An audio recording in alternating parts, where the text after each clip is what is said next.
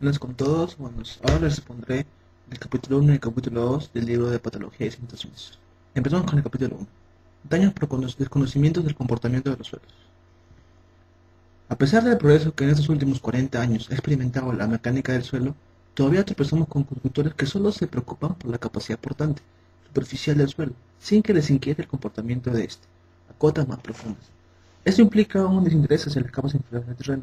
El resultado es la aparición de graves alteraciones fruto de asentamientos, que veremos posteriormente. Marco teórico. Para poder analizar los casos propuestos debemos recordar las nociones fundamentales de la mecánica de suelos. Como veremos, analizaremos la capacidad portante del suelo, el comportamiento del suelo a profundidad, resultados por ignorar las propiedades de los suelos y la necesidad de estudios geotécnicos. Empezamos con la capacidad portante. Técnicamente, la capacidad portante es la máxima presión media de contacto entre la cimentación y el terreno, tal que no se produzca un fallo que por cortante del suelo o por asentamiento diferencial excesivo. Se obtiene el valor de la carga de rotura del suelo por funcionamiento que dividido por un coeficiente de seguridad no inferior a 3 a la carga admisible. Se utilizan para esto diversos ensayos in situ como el ensayo de corte directo, ensayo de penetrómetro, presiómetro, etc. y otros más. Tercero, como vemos, es una fórmula para la capacidad portante. En este método, el que precisamente se usa habitualmente en las construcciones más corrientes y hasta el momento no se han originado demasiados errores, se da la valoración por exceso de la capacidad portante de un suelo y esto no suele ser fuente de equivocaciones. En caso de terrenos arcillosos, estos tienen comportamientos específicos que deberán analizarse. Como vemos ahí está la fórmula de Rosai. La cohesión, los factores de forma, inclinación y carga, el DF y el peso específico. Intervienen en la fórmula de Rosai. Comportamiento de los suelos a profundidad. Veremos 3 puntos más.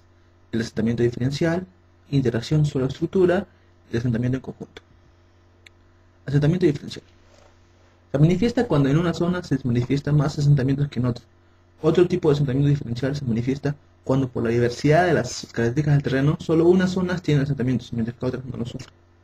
Los asentamientos diferenciales se miden en función de la distorsión angular, que se produce por la diferencia de asientos totales entre dos cimentaciones separadas, una distancia determinada de la otra. Bueno, también veremos las ecuaciones de Boussinesq. Existen varios tipos de superficies cargadas que se aplican sobre el suelo. Para saber de qué manera se distribuyen los esfuerzos aplicados en la superficie del interior de la masa del suelo, se deben aplicar la solución de matemático francés de las ecuaciones mencionadas anteriormente, quien desarrolló un método para el cálculo del incremento de esfuerzos inducidos en cualquier punto situado al interior de una masa de suelo. Bueno, aquí observamos en la imagen dos zapatas vecinas que tienen carga diferente, pero la carga de estas están simplemente en un solo horizonte de terreno, que es la capa gruesa de arena y grava. No interviene hacia el otro horizonte. En cambio, en esta imagen vemos que la carga de estas zapatas ya interviene hacia el otro horizonte, que ya no solamente son arenas y grava, sino también son margas blancas y turvas. También son zapatas vecinas y solamente cargadas, como se ve en la imagen correspondiente.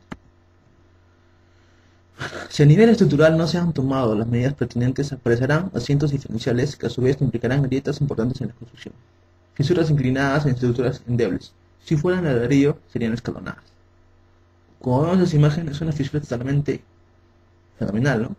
O sea, se ha dado un asentamiento bastante. Abertura de juntas de construcción rígidas. Como vemos en la imagen, son dos edificaciones que tienen su junta respectiva, pero vemos que se han asentado. Y esto ha hecho de que al principio en la parte inferior la junta se mantenga, pero en la parte superior la junta se ha ensanchado unos centímetros. Todo gracias al asentamiento diferencial.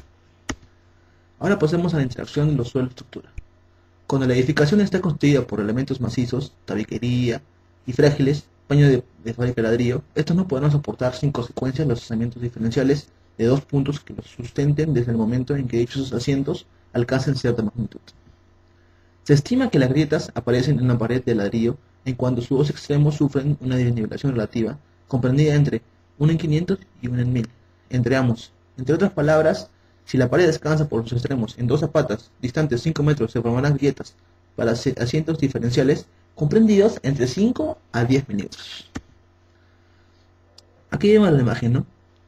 Es una pared de ladrillo y vemos que son dos zapatas distanciadas a 5 metros. Como vemos, la zapata de la derecha se ha asentado 15 milímetros. Esto ha hecho de que la pared de ladrillo se fisure. Y como vemos, una pared de ladrillo, la fisura va a ser escalonada. Ahí vemos también la losa ligerada. Vemos cómo el edificio o la pared se ha asentado 15 milímetros. Es bastante. Y finalmente pasamos al asentamiento de conjunto.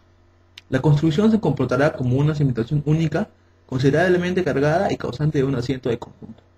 Si la capa compresible del suelo tiene espesor constante y la construcción no es más pesada en un extremo que en el otro, el edificio se asentará regularmente sin perder verticalidad, en caso contrario perderá su perpendicularidad. Resultados por ignorar las propiedades de los suelos. Desconocer el comportamiento de los terrenos es algo que habitualmente tiene consecuencias graves y se presenta bajo aspectos diversos. El primer aspecto: olvidar el problema de los asientos prestando atención únicamente a la carga de trabajo del suelo. Es un error que se comete casi siempre. No tener en cuenta la influencia de las tierras de relleno en asentamientos y deslizamientos. Y olvidar la intervención del agua en el caso de las tercillas, el nivel freático, que siempre está presente. Siempre. Necesidad de estudios geotécnicos. De toda la información mencionada con anterioridad, podemos incluir que bastaría practicar un somero estudio geotécnico para evitar la mayoría de los errores que se producen. Pero, en la actualidad, los estudios no se realizan, se toman de una construcción próxima o una construcción parecida, causando los errores y causando el asentamiento diferencial. Dicho estudio bajo mando de un especialista constará de investigaciones del suelo in situ y en laboratorio, todos los estudios que ya vimos en suelos 2, suelos 1, así como la interpretación de los resultados. La consulta de mapas geológicos es muy importante, ya que aportará datos que deberán ser tomados en cuenta, en especial en tipos específicos de suelo. Bueno, ahora veremos dos tipos de casos, y cada caso, en el primero tenemos 4 ejemplos, y en el segundo, dos ejemplos. Bueno, el primero corresponde a análisis de los problemas que plantean edificios vecinos construidos en épocas distintas, y el segundo viene a ser análisis de los daños por cimentación heterogénea de una construcción. Bueno, comencemos. Caso número 1. Como vemos en la imagen, todo se produce por asentamiento. Una vez concluida una obra, el terreno que se halla bajo la cimentación tarda en asentarse definitivamente. Por lo tanto, si se construye un edificio unido a otro levantado con anterioridad, el efecto de asentamiento del suelo bajo la acción de las cargas del primero puede provocar el descenso del terreno en que descansan los cimientos del segundo. En este análisis nos ocuparemos únicamente de aquellos casos en que ambos edificios descendieron al mismo nivel y los daños fruto de un recalce mal ejecutado o sin realizar.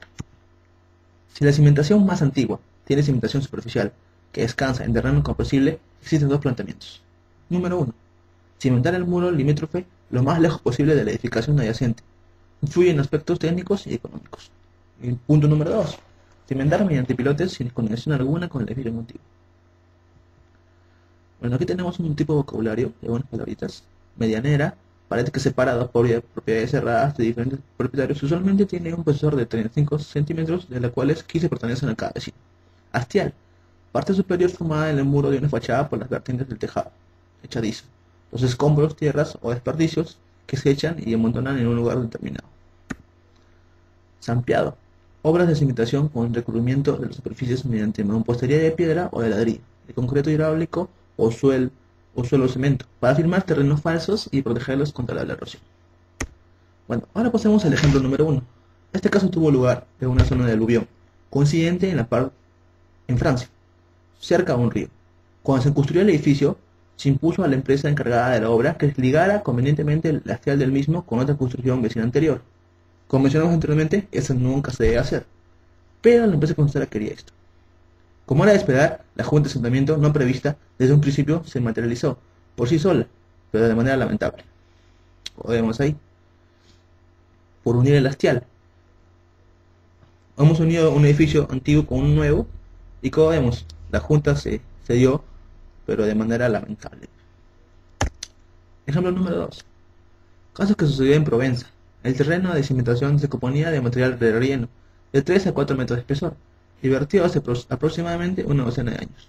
Nos interesa una vivienda en planta baja que denominaremos 3 a 4 meses después de acabada la obra. La construcción colindante que llamaremos P tuvo que examinarse por ir a ampliarse con una planta de piso adicional.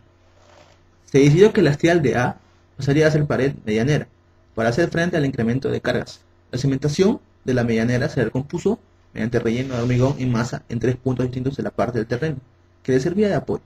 Sin embargo, este remedio no aportó en principio ayuda alguna, porque el relleno descansaba sobre el echadizo. Ahí vemos, ¿no? La casa A, la casa B y el medianero. Otro terrible error.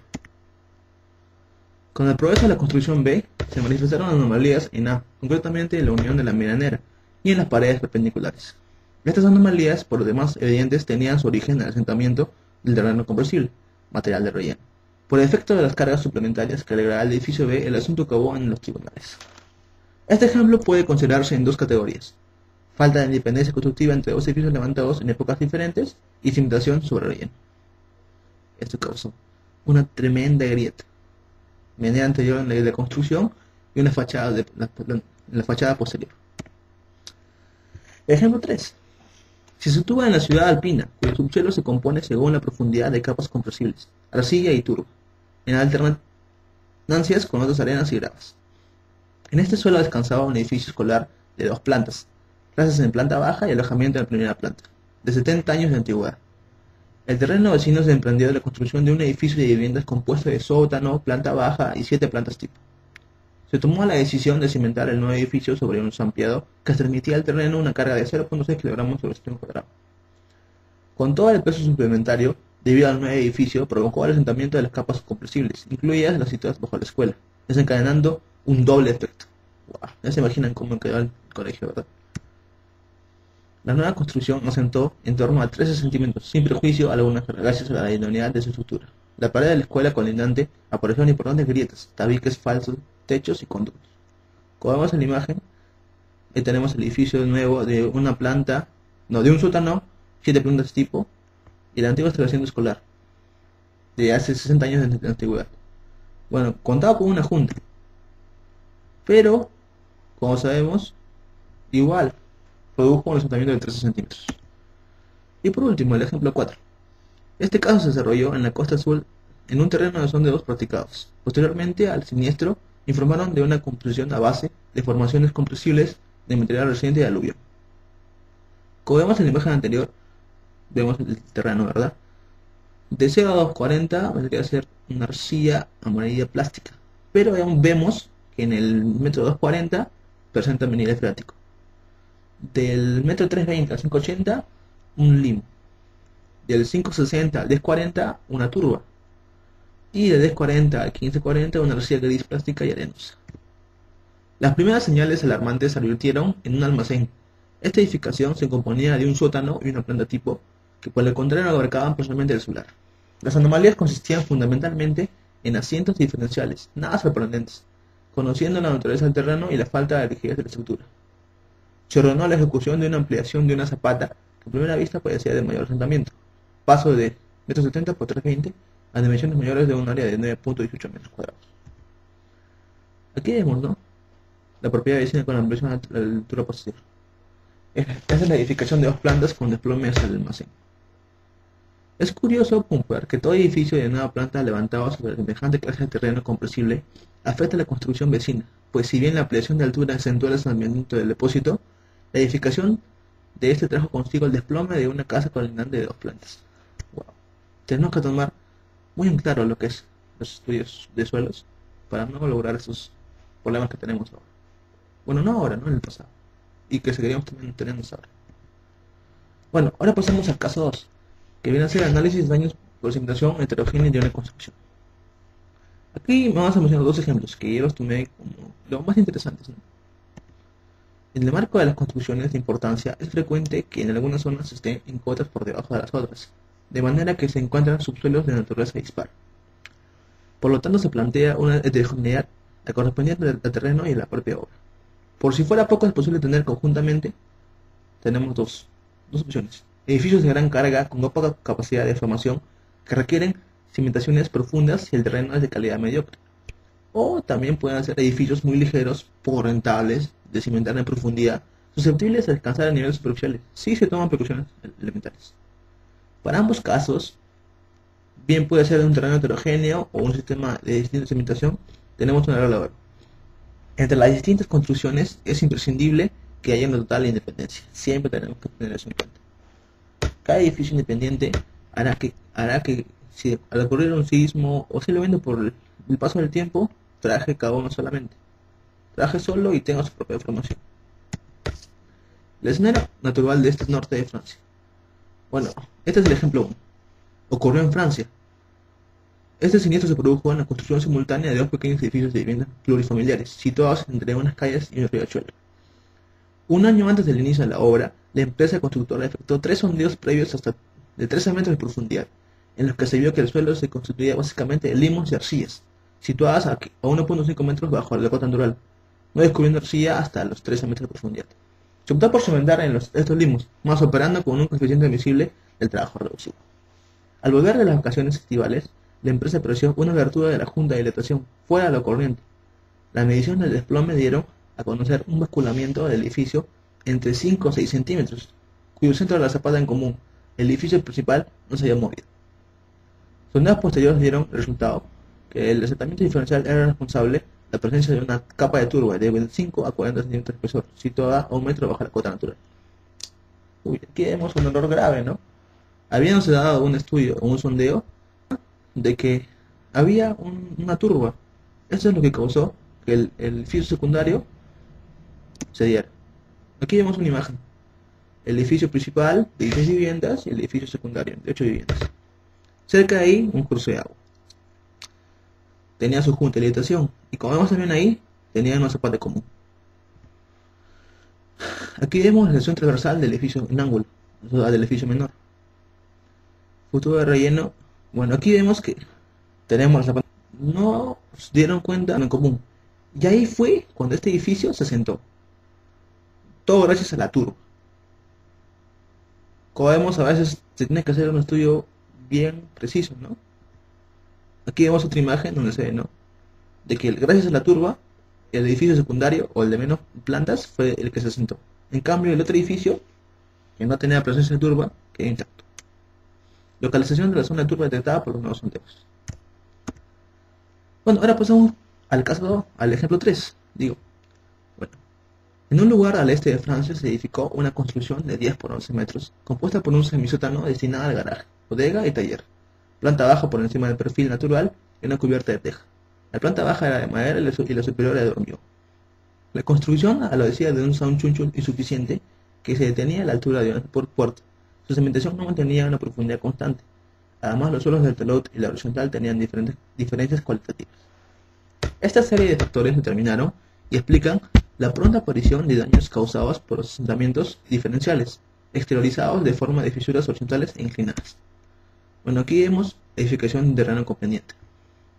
La empresa constructora quiso hacer esta edificación teniendo una parte horizontal y una parte en pendiente. Bueno, al final se pudo hacer, pero nos tomamos en cuenta de que la parte horizontal, el terreno de esa parte horizontal era muy distinta a la parte de la pendiente. Esto causó, como vemos en la imagen siguiente, estas fisuras. Fisuras horizontales en la fachada principal y fisuras inclinadas en el hastial. Todo simplemente por no hacer un buen estudio de suelos. Bueno, ese es el primer capítulo. Bueno, ahora explicaremos el capítulo 2, que corresponde a los daños provocados por los rellenos. En materia de cimentación, los materiales de relleno pueden ser de origen de dos clases de daños. El origen número 1, material de vertedero como terreno de cimentación. Los problemas nacen por no tomar las debidas precauciones frente a la compresibilidad y eventualmente la heterogeneidad del material. Y punto número 2, material de vertedero como porte. Sobrecarga del terreno natural en razón de su propio peso. Cimentaciones sobre material de vertedero. Salvo algunos materiales de vertedero de carácter industrial, de componentes cuidadosamente seleccionados, colocados en capas regulares y bien compactados, todos los restantes experimentan asientos. Esta afirmación es de por sí evidente, lo que nos dice que por cada año se construyen numerosos edificios en esta clase de terreno, sin que se tomen las medidas pertinentes. Cimentar sobre vertedero extraña siempre un riesgo, significativamente, especialmente de tal sentido. 1. Vertedero reciente, vertedero de espesor variable. Cimentación parcial sobre vertedero, Cimentación heterogénea, igual a decir, etcétera. Bueno, ahora pasemos sobre el material de reciente de vertedero. Aquí mencionaremos un ejemplo. Situada en la región de Ródano-Alpes, esta pequeña construcción se levantó en el emplazamiento de una antigua garavera sobre material de reciente vertedero, cuyo espesor llegaba en algunos puntos a 10 metros. La casa en cuestión tenía una sola planta, y si no fuera por carácter de otro terreno mejor, era a todas luces inconcebible trabajar en un suelo de tal medianas características. So pena de proyectar un sistema de cimentación muy rígido y una estructura extraordinariamente ligera. Ahora bien, la obra descansaba en simples zanjas de cimentación, y el suncho era inexistente. Este sistema no ponía la menor rigidez a los asentamientos diferenciales, cosa que quedó sobradamente probada poco después de concluidos los trabajos, cuando asomaron fisuras de importancia hasta 6 centímetros, tanto en el edificio como en sus dependencias interiores. Procedemos a ver las imágenes, la página 40 y la página 41. La página 40 y 41 corresponden a las fisuras en el muro de edificación. La 43 es una fisura en la sección del garaje y el muro de cerramiento. Y la sección 44 viene a ser una fisura en el muro de cerramiento. Fisuración generalizada en una edificación y sus dependencias con cimentación de relleno. Bueno, ahora pasemos al material de vertedero de espesor variable. Aquí mencionaremos también otro ejemplo. Se trata de un establecimiento escolar en una ciudad de Provenza. Un arroyo presumiblemente canalizado por un albañal oval atravesaba el emplazamiento del instituto. La vaguada del curso de agua se rellenó enseguida, unos 3 años antes del inicio de la obra. El material de escombros se vertió en masa de los camiones, sin otra compactación que la producida por el peso de los vehículos, en el punto menor espesor de aproximadamente 8.7 metros. Sobre el relleno se levantó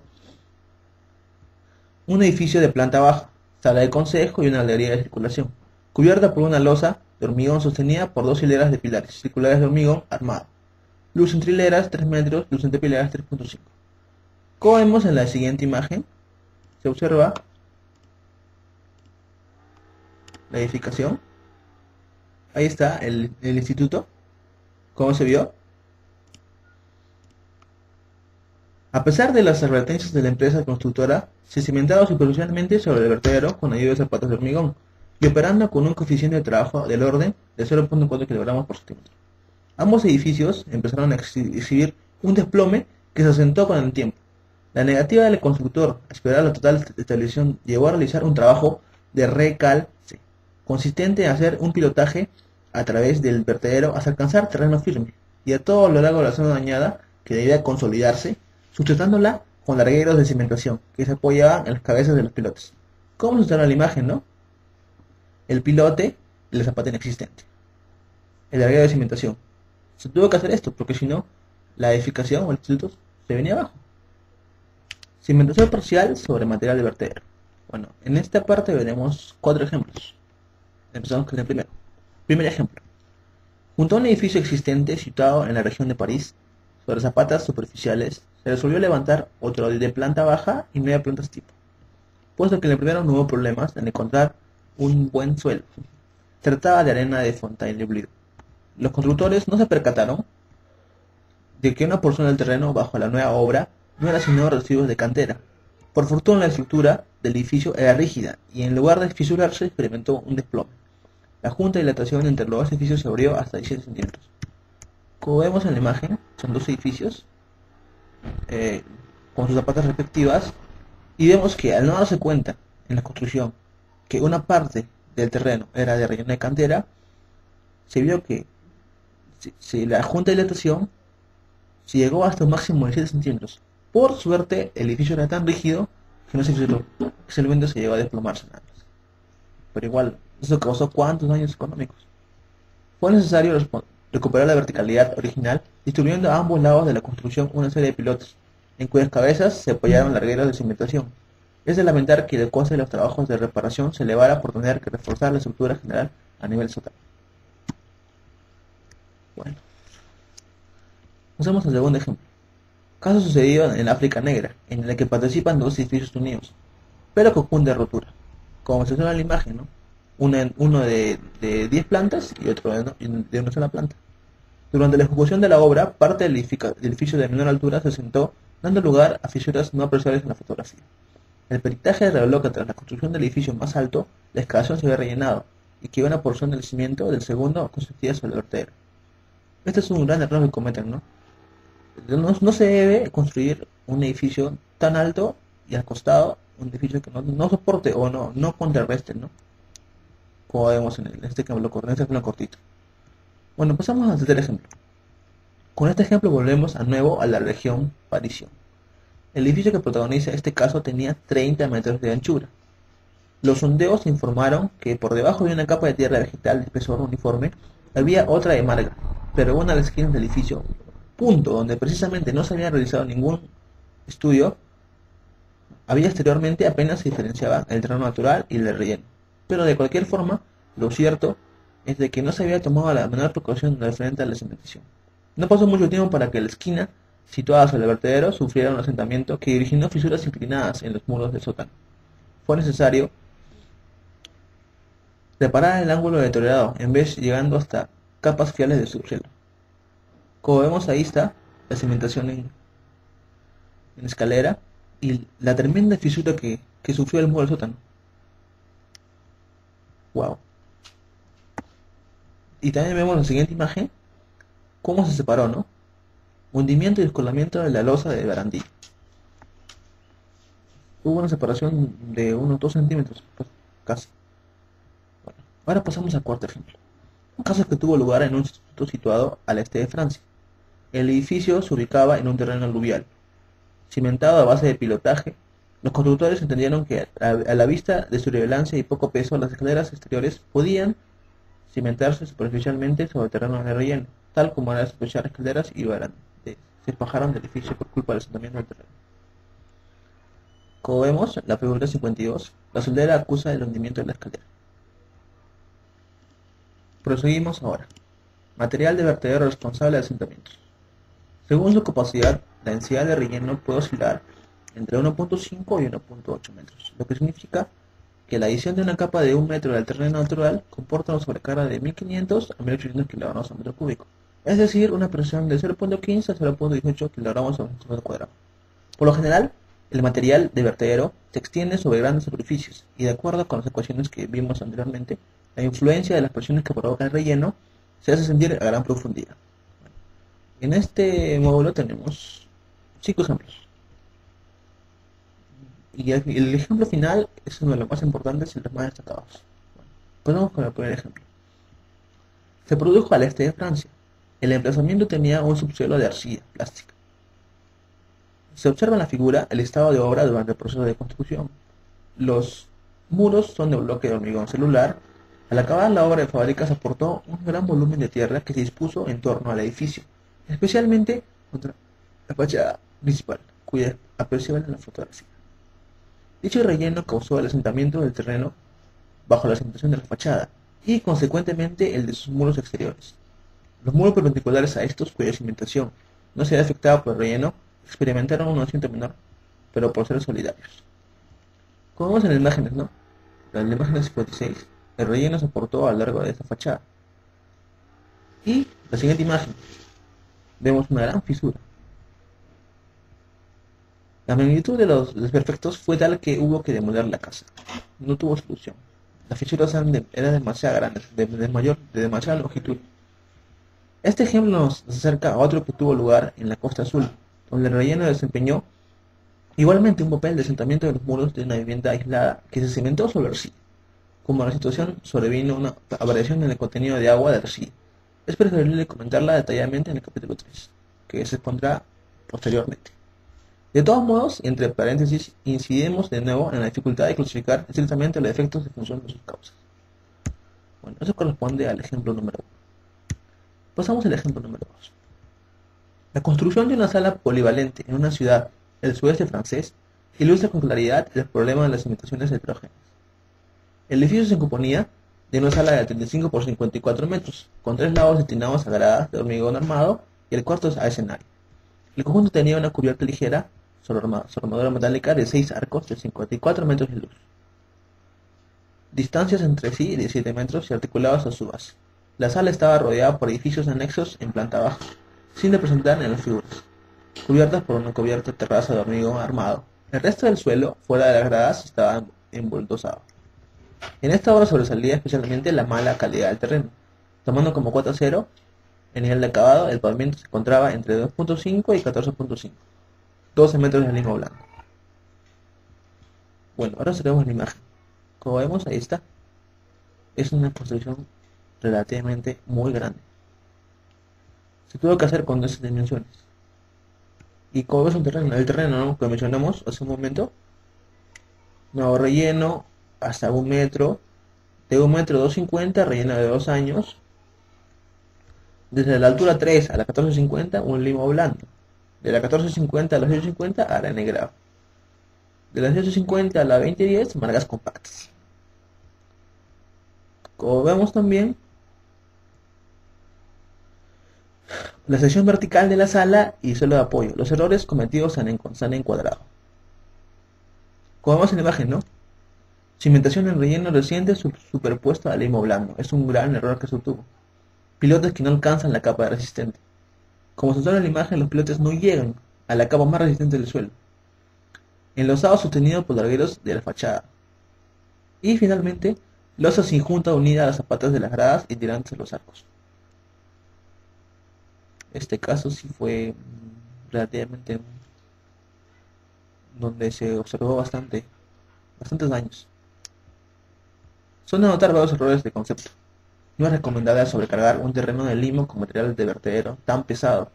La presión superficial de 0.32 kg sobre el cuadrado que se ejerce es más que suficiente para modificar la influencia del limo y precipitar un deslizamiento del suelo.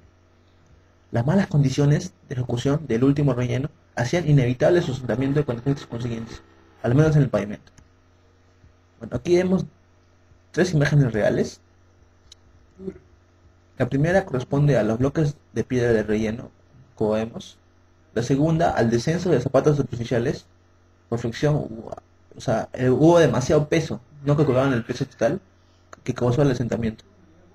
Y la última corresponde a la fisuración considerada del larguero de cimentación provocada por los asientos diferenciales de los pilotes.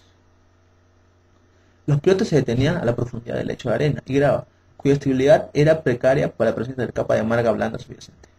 Finalmente, era fundamental la completa independencia por una parte de la estructura metálica, sus correas y tirantes, y por otra de aquellas zonas con cimentación superficial. Como mencionamos, uniformizar cada estructura. Cada estructura debe trabajar solamente. Es decir, las gradas y el pavimento propiamente dicho, que dada su extensión, debieron tener una red de juntas de dilatación. Las perturbaciones y efectos aparecen en el punto anterior. Siempre se hicieron con rapidez. El suelo es un asentamiento diferencial, paulatinamente bajo un pavimento que le siguió de su área central, manteniéndose sin embargo en los puntos más seguros, correspondientes a las zapatas superficiales y a los largueros de cimentación de las fachadas. Bueno, en cuanto a las construcciones anexas no representadas en la figura, para facilitar la compresión, fueron igualmente escenario de numerosos trastornos. Unas descendieron regularmente en ocasiones hasta 40 centímetros, desembocando en la formación de fisuras en los tabiques. Las losas de cubierta que apoyaban los extremos de estos lados en ménsulas integradas en los muros de la nave. Y los otros en pilotes que descansaban en el relleno. Adoptaron inclinaciones alarmantes, amenazando escalar a sus respectivos apoyos. Los revestimientos se rompieron, ciertas conducciones se reventaron. La estabilidad general de la esta obra estuvo muy pronto en peligro y hubo que tomar medidas de urgencia. Lo que se hubo primero es liberar a los pilotos del peso de la losa, para que estos no se cayeran. Por idéntico motivo se desmolieron la fábrica de ladrillo y los conductores de ventilación. Los tirantes de los arcos se desligaron con prontitud para verificar la gravedad de las deformaciones y prevenir una rotura que tendría consecuencias catastróficas. Se encontraron tirantes rotos, pero la losa de hormigón de la armada aguantó los apoyos de los arcos. Las tareas de reparación fueron delicadas y costosas. Además de rehacer la totalidad de la tabiquería y canalizaciones también fueron necesarias. Instalar nuevos tirantes con extensión por gato de rosca y extraer la losa y la última capa de relleno y crear un nuevo solado sostenido por zapatas superficiales que se organizaron en las zonas que quedaron libres, con el objeto de reducir la carga del limo blando. El conjunto de estos trabajos, a pesar de que estuvieron en el presupuesto inicial de la obra, no fueron absolutamente eficaces y posteriormente reaparecieron nuevos problemas. Es sencillo indicar que la perspectiva que da el tiempo lo que hubiera convenido hacer. Con todo, es posible afirmar que la única solución válida era la confeccionar una cimentación homogénea de pilotes anclados a la mara compacta para el conjunto de la sala y edificaciones anexas.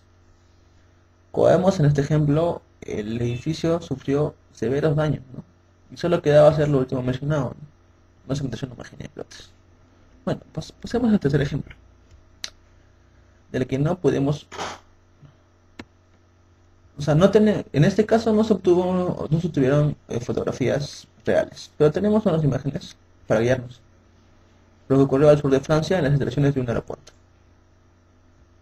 El edificio tenía una planta de forma bastante compleja, ilustrada en la figura 666, que ya estamos viendo ahorita.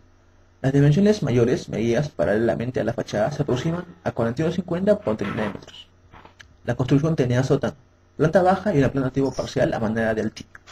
Todo ello distribuido en los dos cuerpos independientes gracias a la junta de bayoneta que se prolongaba hasta los cimientos. Los sondeos previos comunicaban que bajo la capa de arena fina, que oscilaba entre 0.30 y 1.20 metros, había otra de limo combinado y arena, que oscilaba entre los 3 a 4 metros. A continuación, según los puntos, había arenas y gravas, guijarros o margas con espesor variable de 5 a 8 metros, para acabar al final con unas formaciones arcillosas. Al tener la ligereza de una construcción, se escogió cimentarla en el relleno por medio de un zampeado total de 5 centímetros de grueso. El acceso al aeropuerto se hacía por la fachada este, y puesto que el edificio tenía sótano encima del relleno para habilitar una calzada para vehículos a lo largo de esta fachada, se acomodó un nuevo relleno de 4 metros de espesor, debido a la compresión de capas subyacentes del limo. Este relleno provocó un asentamiento del edificio entre 5 y 7.5 centímetros, un asentamiento bastante alto. Las consecuencias fueron la fisuración sistemática de los muros exteriores, solidarios con la fachada de este, concretamente los ángulos noreste y sudeste. Como observamos en las imágenes,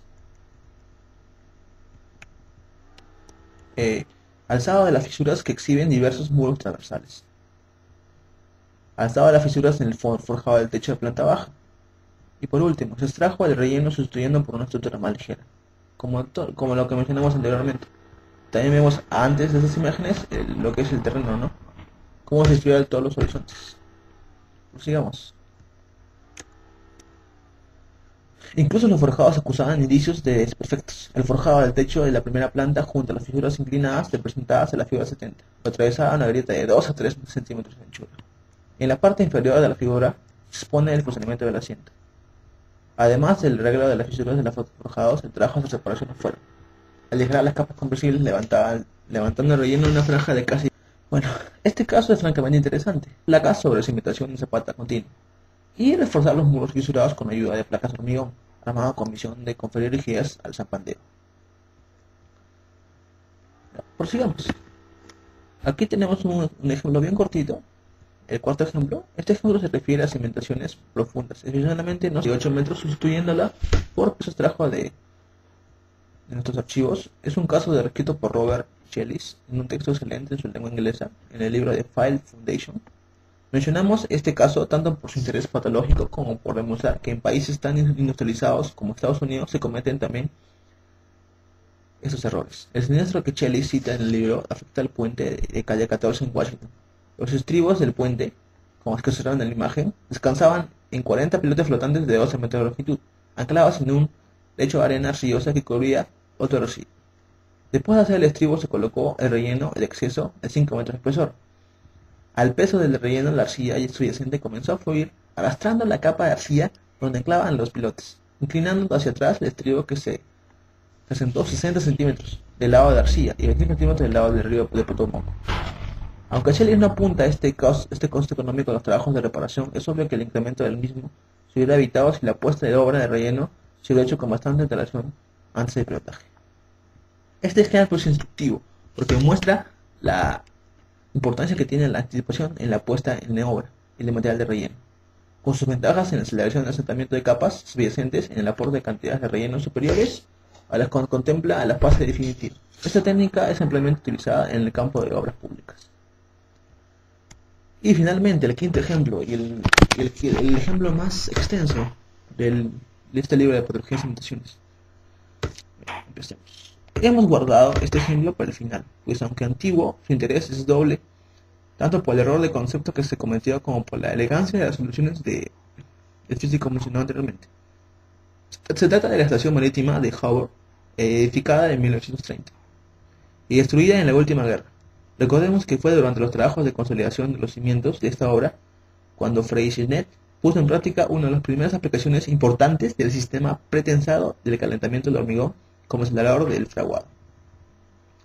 De los textos y folletos de la época, hablamos de los años 1935 y 1936, que relatan los hechos, se perdieron, lo que obliga a brindar una sucinta exposición de los mismos vista en su singularidad.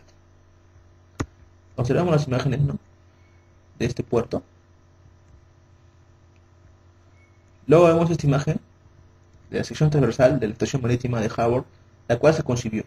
La fachada sur se apoya en una capa de grada compacta, pero los restantes lo hacen en blanco resistente, pero de demasiado poco espesor, que provocará el asentamiento de la capa arcillosa. Como vemos, esta edificación está basada en pilotes y vemos que tenemos distintos tipos de suelos a lo largo de toda la edificación. Los pilotes no están de manera regular, dependiendo. Prosigamos. La estación marítima era un edificio de 46 metros de ancho y 575 de largo, compuesto por 2 pórticos de hormigón armado con 2 alturas en las fachadas y 3 en el cuerpo central. Su construcción se hizo en el muelle Johannes Koberts, terminado en 1920, cuya cimentación a la cota 20 metros se ancló en un lecho de grava de 10 metros, como se observa en la imagen. Un dispositivo de contención mantenía las tierras entre los cajetones. Antes de construir la estación se dragó el bacín de mare hasta la cota 12 para posibilitar el amarre de los mayores transatlánticos y rellenar los terraplanes. En el momento de dragar se dio al muro del muelle por efecto del empuje de las tierras ante cualquier relleno, con el propósito de reforzar el muro y capacitarlo para soportar el empuje del muro y capacitarlo para el anclaje de capas arcillosas. Los pilotes de la estación marítima que conseguían en la zona de obra de descarga se hincaron simultáneamente a los de esta. No obstante, al comprobar que algunos pilotes hincados a la arcilla no dejaban de descender, los cimientos de la estación profundizaron hasta la grava, es decir, hasta la cota número 20. Bueno, aquí observamos otra imagen, donde están todos los tipos de suelos que vimos también en la imagen que ya pasamos. Relleno reciente, arcilla blanda y turba, arcilla compactada y la grava compactada. Como vemos, como mencioné también, esta edificación está basada en pilotes. Aquí vemos el refuerzo de las zapatas. Como vemos, son unas zapatas de gran dimensión y aún así esta edificación falló. Luego tenemos las imágenes. La primera es la excavación con vista de las zapatas de cimentación existentes, las zapatas sobre pilotes. La siguiente es la armadura en la cabeza de un tirante pretensado. Y la siguiente es dado entre zapatos existentes. En primer plano los edificios para el paso de los pilotes. Como vemos, ahí fallaron las zapatas con los pilotes. Los largueros de cimentación se pretensaron con tirantes de acero de alto coeficiente elástico, enroscados como apoyo, quedando finalmente empotrados. En cuanto a los pilotes constituidos por cilindros huecos rellenos de hormigón pretensado, que va de 0.60 a 0.7 metros de diámetro exterior e interior respectivamente, se hicieron bajo los largueros de fragmentos de 3 metros de longitud, en moldes metálicos calífugos y calentados a vapor. Esto permitía teóricamente introducir a la porción endurecida 3 horas después del hormigonado y definitiva la ejecución y colocado del pilote de 30 metros cada 4 días.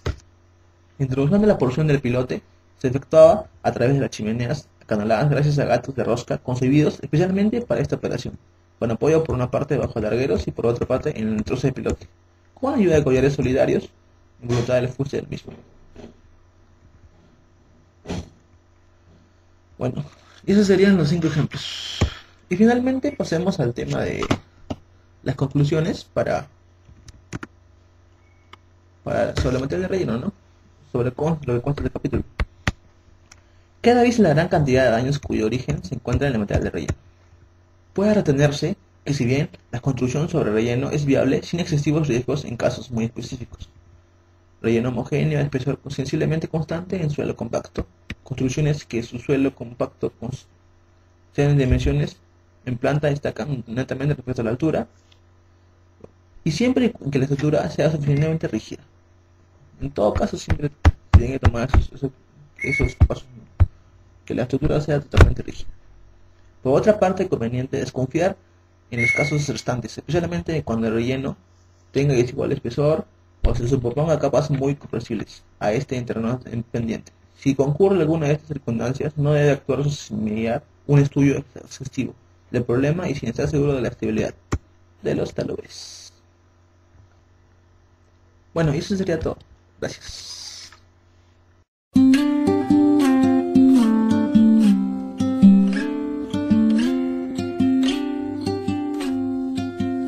There's no combination of words I could put on the back of a postcard. No song that I could sing, but I can try for your heart. Our dreams, and they are made out of real things, like a shoe